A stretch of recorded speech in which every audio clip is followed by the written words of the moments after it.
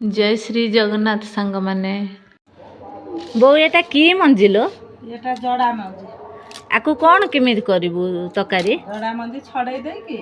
हां ताको रसुण सोरिष बाटी के छुरी तरकारी देना पड़े। देखंतु मंजी रे हमर के ऊपरी भाबरे हिंदस्ता बाडी छेचा है कि ता देहरु सब मंजी बाहर करा होउची एई परी भाबरे सब चोपा छड़ा हबो गेला देखैलु केमिति चोपा छड़ौचु। हाँ यही तो यही चोपा छड़ौचे आम पुओ कुनी पुओटा आमर देखंतु ता मुह को केड़ी छुआटा आमर छड़े दउची चोपा सब। देखंतु से मंजी की सब आमे शिଳରେ बाटी नबा एबे कढ़ई बसे नै छी ता धरे दे दबा तेल तेल अब आमर गरम हे जाय छी ता धरे दे दबा आलू सालू काटी के रखितिनी स्वाद अनुसार दे दबा लूण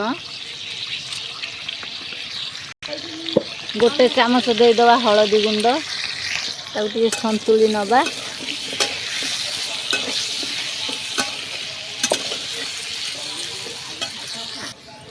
पकई दबा 3टी टमाटर गोटे चामच दे दबा लंका गुंड ताकि भल भाव में गोले नबा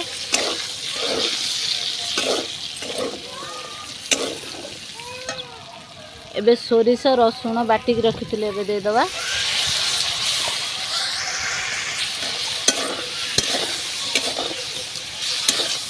एबे ताकु टिके भल भाव में कषि नबा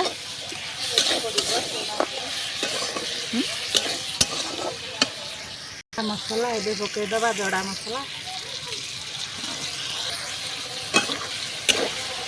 एबे ताकु टिके भल भाव में कषि नबा दे दबा क एबे जड़ा मसला पड़ी छी एबे टिके ताको अल्प कषि केणी पानी दबा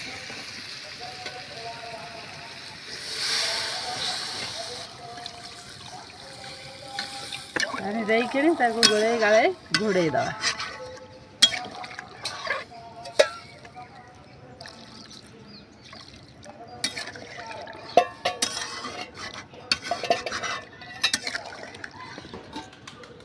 तरकारी आमर फुटिलानी एबे आमे पके दबा जो काटी रखिथिबा छुई सब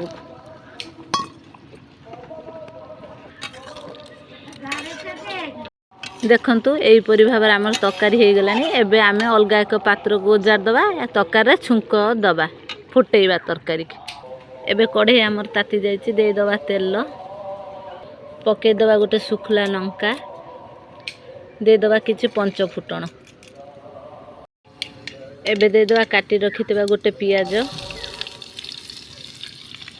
तो संतुली नबा देखंतु एबे हमर पियाज हे जाईची एबे आमे ढाल दबा तरकारी देखंतु हमर तरकारी एबे प्रस्तुत हे जाईची देखंतु एबे हमर प्रस्तुत हे गला छुई आलू टमाटर सारू आ गब गछ मंजीरू मसला दिया है कि बाटना रे दिया हला बटा है कि प्रस्तुत हो गला तरकारी।